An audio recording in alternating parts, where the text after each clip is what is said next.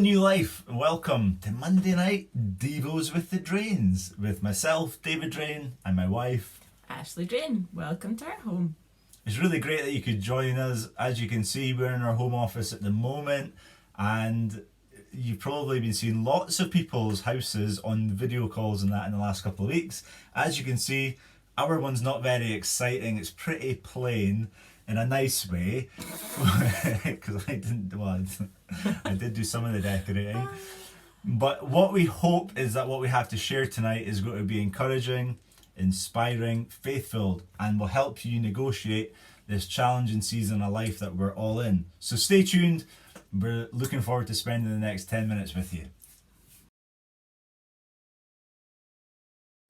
So the first area that we'd really like to share a few thoughts around is around this issue of parenting. As you know, Ash and I, we have 5 little kids in our household at the moment. So like many of you, we know all about what it's like to have a busy household. We've got a 9-year-old, an 8-year-old, a 4-year-old, a 2-year-old, a 1-year-old, and a partridge in a pear tree. So we really like to encourage you. We found this week, in the last 2 weeks, challenging. And Ash is just going to share some thoughts with you about what we've learned, and hopefully it will bless you. So the first thing I wanted to say that you'll have heard going about already, but it's be kind to yourself. You'll no doubt have come across it in the last week, but I found that it really is an important thing to do. I was on the phone to my mum last week, and she said to me, I don't know what I would have done if this had happened when you guys were wee. And it really hit me then that this is something that's never happened before, never on this scale. So it's all completely new. And so that makes it okay that it's going to take some time to adjust. It's okay that we're not going to get it perfect. Just cut yourself some slack. Remember that it's new for everyone, and be good to yourself. Routine. We found that it's useful now that we've taken stock of what's in front of us, homeschooling, working from home, all under one roof, to draw up a bit of a plan about what each day will look like. So we're trying to build in some time as individuals as well as time as a family, and we found like small things like getting up, getting dressed as if you were going out for the day really helps mentally to prepare you for the day ahead. Keeping regular breaks and keeping meal times roughly about the same time, but we're also aware of not making our plans too rigid, because that takes a lot of pressure off and anxieties away. The last thing I want to share that's really helped me is to approach things with an attitude of gratitude. So it's easy to get low under these circumstances, focus on everything that's bad about it. But I read a blog post that really touched me this week. I'll just read it out. I met a woman who fought for joy through crisis. She found herself unexpectedly expecting a baby, who at 27 days old had a seizure that left her with cerebral palsy. Her trauma therapist told her that the reason you are literally finding the strength to live through this crisis is your daily practice of counting your gifts and giving thanks. Just like a memory muscle, you've developed a gratitude muscle, giving thanks to God for His goodness. A home, some heat, food, even the children, giving thanks for them. It really lifts your eyes off the negative things and helps you focus on what's good about this. It's difficult to do it, but it's really important, and it's important to make it a daily practice. Flex your gratitude muscle every day and develop an attitude of gratitude.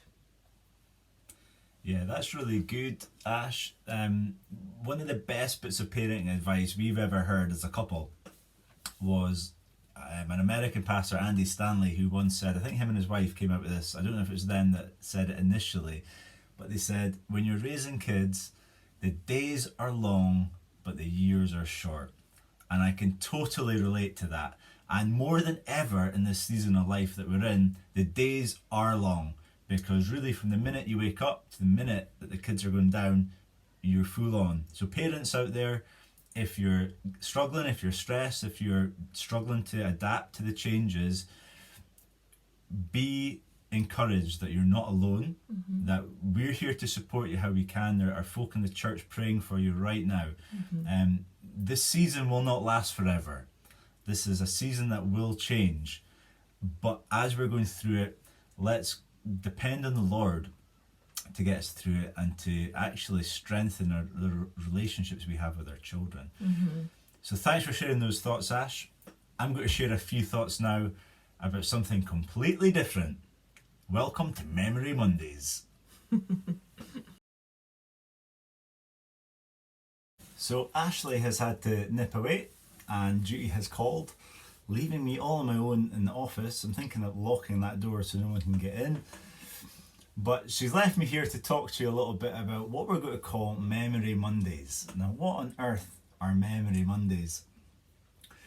You know, as one of the pastors at New Life, my heart is that every single person in our New Life family grows in their own faith day by day, so that tomorrow you are further on in your faith than you were today. And I'd like to invite you into something that I'm going to be doing, and hopefully some of you will join me in this journey that we're going to call Memory Mondays. But you know, one of the silver linings of the last couple of weeks has been that we've got a little bit more maybe headspace than we used to when things were so busy and we had so many commitments and things in our schedule. I've kind of challenged myself to use some of that free space in a way that I've never done before, but the aim of which is to develop myself spiritually. The Lord said, love the Lord with all your heart, with all your soul, with all your strength, and with all your mind. But sometimes it's a little bit unclear. Well, how do you love the Lord with all your mind? What do you do with that? So I want to invite you into a process called Memory Mondays. And what we're going to be doing is using something called a catechism. A catechism. Now, you maybe never heard that word before. It's not a very common word, a catechism. So let me explain what a catechism is. Essentially, hundreds of years ago, Christian believers, when churches would create their statements of belief, they would obviously be long documents and difficult to get your head round. So what they would do is they would catechize them, and what that process involved was splitting the statement of belief into small parts, each with a question and each with an answer. And believers would take these catechisms as a way of learning and instilling the truth that was found in the statements of belief deep within them and essentially in their minds, so that they would memorize these statements of beliefs. The word catechism actually comes from the word to teach orally, or to spread something by word of mouth. And primarily what they were used for were as tools of Christian growth for individuals. And I want to encourage you and challenge you to join me in this year-long Memory Monday challenge. I've found an app called the New City Catechism that is online. So you can download it on the App Store, on Google Play, and if you don't have any of those types of technologies, we will find a way to get the material to you. But it's developed by someone called Tim Keller, who's a minister over in the US, a well-known minister over there.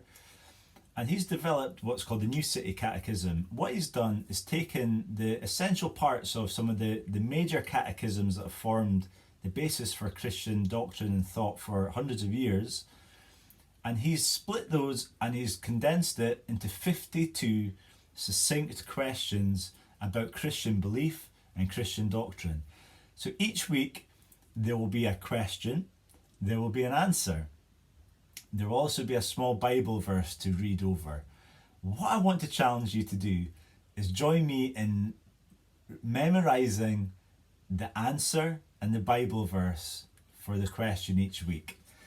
There's 3 parts of the catechism. It's over 52 weeks. The first part is called God, Creation and the Fall and the Law. The second part is Christ, Redemption and Grace. The third part is the Spirit, restoration, and growing in grace. Let me share my heart for why I would love to invite you to join me in doing this. Like I said earlier, I would love each new lifer to be far more mature in their faith when they come out of this episode of self-isolation and lockdown than when they went into it. But that will only happen if you're intentional about your choices during this period of time. There could be no better thing to spend your time doing whilst we're in this weird, unique situation than focusing on God, learning more about Him, learning more about His plan of redemption and salvation, and learning about the hope that we have in the future. That is something amazing to spend, yes, the next couple of weeks and maybe until we're out of this phase in our work, in our country, but also over the next year. You know, next Easter, if we start now, we will have catechized 52 powerful statements that we can use to encourage our own selves, but also that will help us fulfill the mission that we have, which is to go into all the world and make disciples for Jesus. So I will send out some links, some literature, some of where to find the app online. What I also want to say is what's really important is that there is a child version of the app. So it's the same app, but there's a little button in the settings that you can click, and that they're going to allow you to simplify the question and the answer so that even children can take part in this. So I would like to encourage you, if you've got young children, even as part of their school week this week, obviously they're getting homeschooled. Why don't you introduce the catechism as something that they can do at home? The truths that they learn now will last them a lifetime, and they'll develop and create foundations for a strong, healthy faith. So that is what Memory Mondays are all about. What I want to encourage you to do, a simple way to do this, every time you go and wash your hands, which should be a lot at the moment, they're told take 20 seconds to wash your hands. I've been counting it in my head. Some people sing happy birthday twice in a row or something like that. Why don't you use that small little 20 seconds when you're washing your hands 3, 4, 5, 6, 7, however many times a day, and use those 20 seconds or 30 seconds to go over the answers in your head. Hand washing for holiness. Let's do this together, New Life. You will not regret it. Yes, it might take a bit of time getting into it, but you will not regret it. It will change you forever. Join me on this journey. Memory Mondays, hand washing for holiness. I'm looking forward to seeing the fruit it brings in our lives. Like I said, we'll send round some information about this, but I'm excited to see who's going to take part, and let's see what happens. Take care. God bless. We're praying, we're thinking of you all. Brian, Ike, myself, Sheena, the other leaders in the church. We want you to know that we love you, and we just thank you for the little acts of kindness, generosity, and service that you're doing at the moment. It's really, really valuable, and we look forward to the day when we see each other in person. But until then, be blessed, stay safe. We love you all.